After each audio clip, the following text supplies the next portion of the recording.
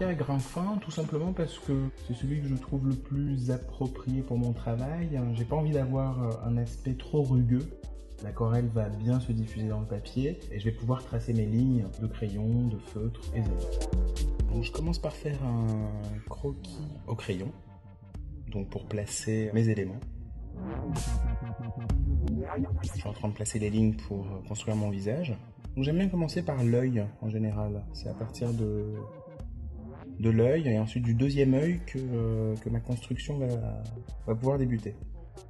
La gomme mie de pain va être essentielle pour pouvoir estomper certaines lignes dont j'ai pas besoin. Ce qui me permet ensuite de redéfinir la ligne que je veux.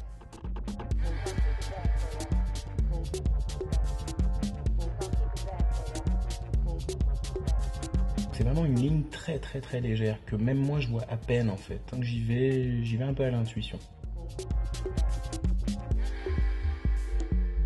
Donc là je démarre au croquis les éléments du décor. Je trace les lignes pour les éléments graphiques que je veux autour de mon personnage. Donc ça va être des motifs floraux.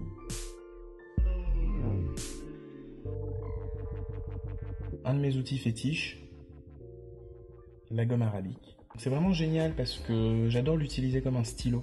Et c'est intéressant parce qu'il faut aussi avoir une certaine rapidité dans l'exécution. J'ai envie d'avoir quelque chose d'assez intuitif, de clair, de net, de précis. Donc il faut plus ou moins être sûr de son coup. Et si je reste trop longtemps, là par contre ça aura tendance à baver. Donc il faut vraiment y aller assez rapidement. La gomme arabique Schmincke, c'est une des meilleures que j'ai testées, déjà pour le format en fait, sur lequel elle se présente, et c'est très agréable de l'utiliser. Donc plus on va rester longtemps posé sur la feuille en appuyant sur le flacon, plus ça va déborder et plus ça va mettre du temps à sécher.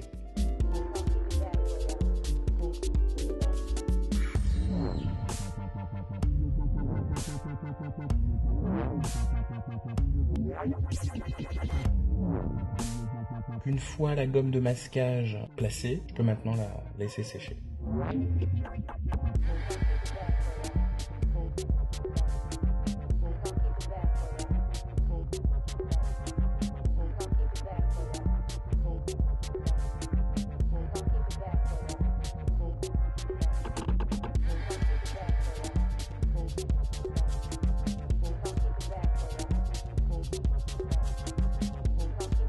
Après avoir dilué mon pinceau dans de l'eau, je le tamponne sur le godet d'aquarelle.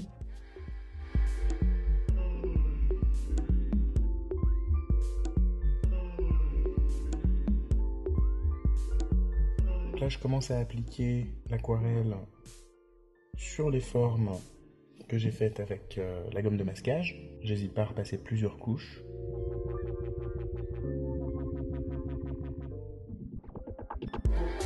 Et ce que j'aime bien faire, c'est venir rehausser avec une petite goutte d'encre de couleur.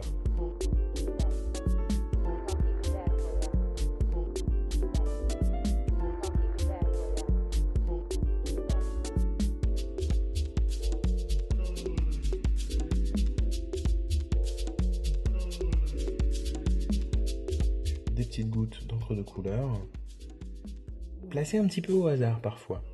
Et c'est ça qui est intéressant, c'est les surprises qu'on va avoir avec l'encre et l'aquarelle. Donc j'essaie de chercher une sorte de spontanéité que j'essaie de contrôler à la fois. Ce qui va être intéressant, c'est aussi de venir jouer avec son pinceau ou avec sa pipette autour des formes que j'ai laissées avec la gomme de masquage. Donc on aura vraiment des effets super intéressants au final.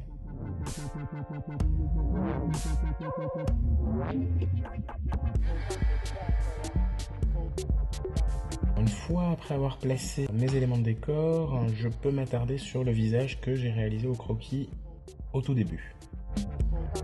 J'y vais assez délicatement et je rehausserai un peu plus tard. Donc là j'utilise évidemment un pinceau plus fin.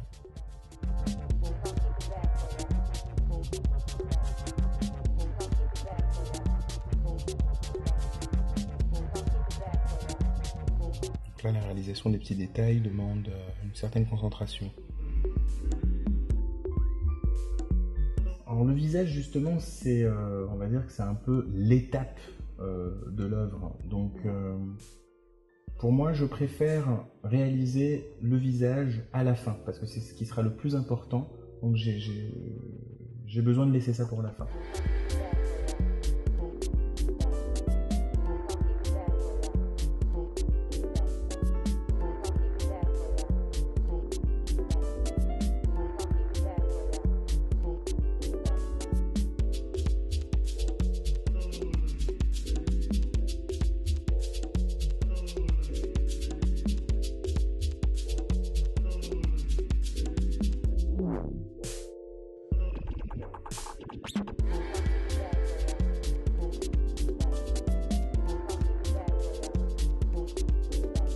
Je vais venir rehausser avec du noir. Ce sera vraiment le dernier rehaussage que je place pas forcément à la fin, mais justement, j'ai besoin de mettre ce rehaussage noir au milieu de l'œuvre, lorsqu'elle n'est pas encore finie, pour que j'ai un aperçu d'une certaine manière de ce que ça rendra au final.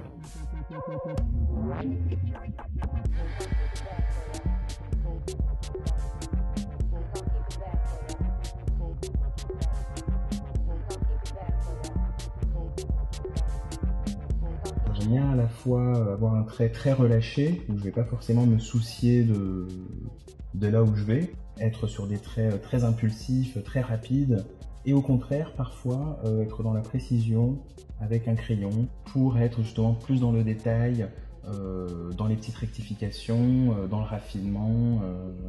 Donc j'aime bien être dans ces deux choses à la fois. Une des dernières étapes, ça va être d'apporter un petit peu de raffinement avec un crayon de couleur. Donc là, je choisis le bleu et justement, je vais m'atteler aux petits détails. Donc j'utilise aussi le crayon en général pour bien définir mes formes ou mes contours vers la fin.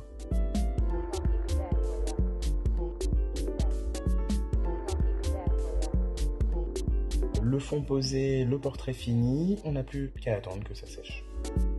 Alors là, c'est vraiment l'étape que je préfère. Retirer la gomme de masquage avec la gomme mie-de-pain, déjà c'est vraiment un plaisir.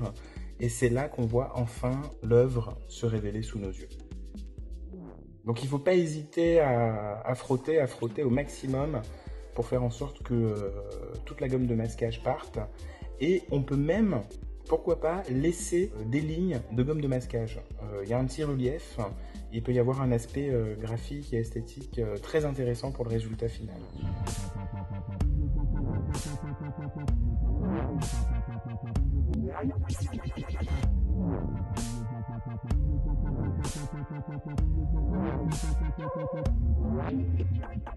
En général, j'aime bien dessiner ou peindre sur un bloc de feuilles qui est recollé sur les quatre côtés. Ça me permet de pouvoir y aller franchement avec les lavis, de pouvoir me lâcher sur la quantité d'eau que je vais mettre sur mon papier.